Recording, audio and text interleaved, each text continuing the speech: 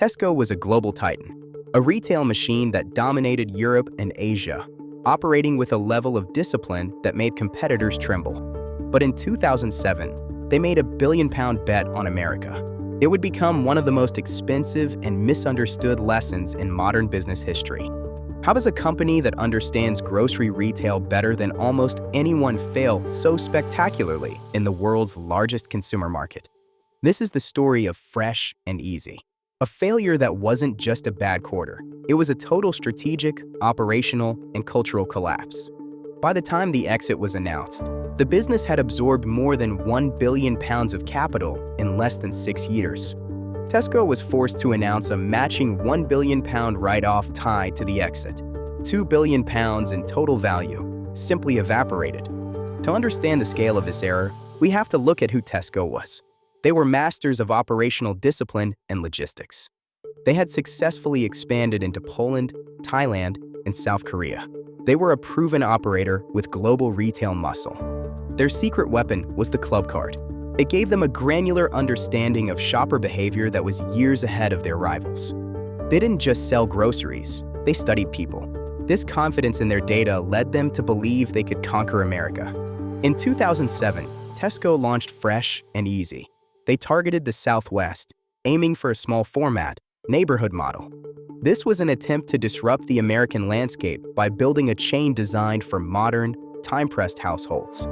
Known internally as Project Kettle, the expansion was planned with military precision. They even built a secret prototype store in a warehouse. They spent years researching the US market in secret, convinced their operational model was bulletproof and ready for the West Coast. The stores were smaller than traditional supermarkets. They promised faster trips, efficient self-checkout, and high-quality prepared foods. The model relied heavily on private label goods, products Tesco could control and profit from more effectively than national brands. The strategy looked smart. Tesco saw a gap between overwhelming big-box stores and expensive, niche specialty chains. They believed the demand for convenience and smaller format food retail would drive massive adoption in suburban America. They wanted to own the neighborhood grocery mission, betting that Americans were tired of the giant, impersonal shopping trip. But when the model hit the streets, it collided with deeply ingrained American shopping rituals. The mismatches were fundamental and devastating. Tesco had optimized for a British shopper who walks to a store 3 times a week. They weren't ready for the American stock-up mission. First, the assortment.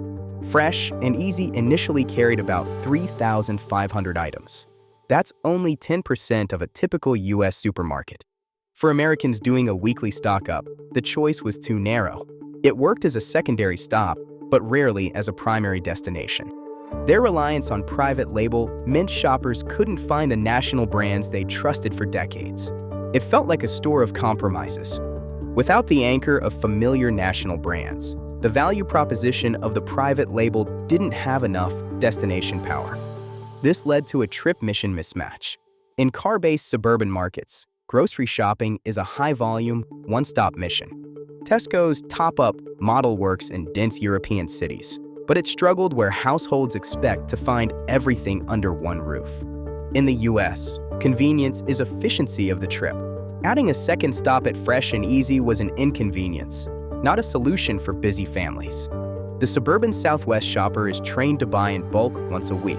Curated, small-format shopping was a habit they didn't want to learn. Then there was the cultural divide of the coupon. Fresh and Easy initially avoided manufacturer coupons and traditional weekly circulars. In American retail, those aren't just discounts. They are the primary language of value. Without them, the store didn't feel promotional enough. By ignoring this ritual, Fresh and Easy alienated the price-sensitive families they needed. They missed the emotional beat of the bargain. In the US, the hunt for the deal is part of the shopping experience. Tesco's everyday low price model felt flat and unengaging. Efficiency was another point of friction. Heavy use of self-checkout and low-touch labor looked great for margins on a spreadsheet. But for many shoppers, it removed the warmth of service. Efficiency is not always the same thing as comfort or trust for the American consumer.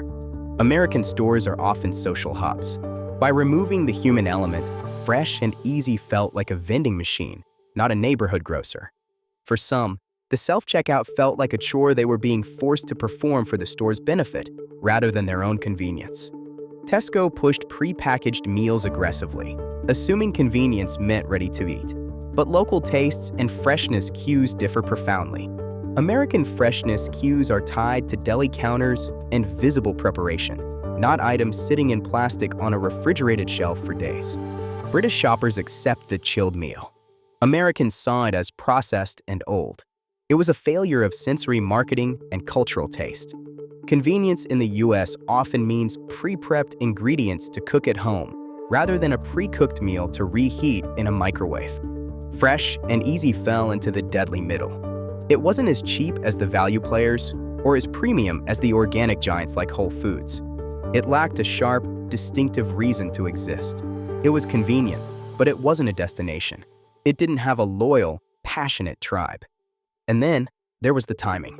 Launching a new retail concept in the Southwest just as the 2008 financial crisis hit was catastrophic for Tesco. California, Nevada, and Arizona were the epicenter of the housing collapse. Their target customers were suddenly broke, fearful, and defensive. Growth stalled, and the ambitious rollout plan became a heavy burden on the balance sheet. The environment was no longer conducive to experimentation. The failure also ignored regional diversity. The American consumer is not a monolith. Urban convenience differs wildly from suburban stock-up. In the spread-out Southwest, car-based shopping behavior demands broad choice and familiar national brands, not just curated private label. What worked for Tesco in the UK became a weakness in the US. Operational discipline became rigidity. Efficiency became emotional flatness. Standardization reduced local fit. Tesco's greatest strengths were essentially tuned to a frequency the American shopper wasn't listening to.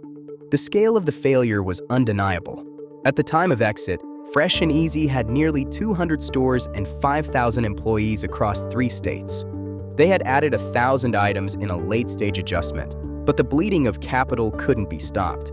It was too little, too late for the board. In 2013, Tesco officially announced their exit. The grand experiment was over, leaving behind a legacy of abandoned leases and lost potential. The lesson is vital. Success in one market does not prove portability. Habit is more powerful than convenience, and culture is the ultimate decider. Winning abroad requires deep adaptation, not copy-paste expansion. Operational excellence cannot fix a fundamental lack of local fit. What could they have done differently? They could have tested fewer stores for longer, localizing the assortment more aggressively from the very start. They could have blended their legendary efficiency with the warmth and human service that American grocery shoppers expect and value. Tesco did not fail in America because it was bad at retail. It was world-class at retail. It failed because it misunderstood the mission. It tried to solve a problem that American shoppers didn't actually have. And in business, that is the most expensive mistake you can make.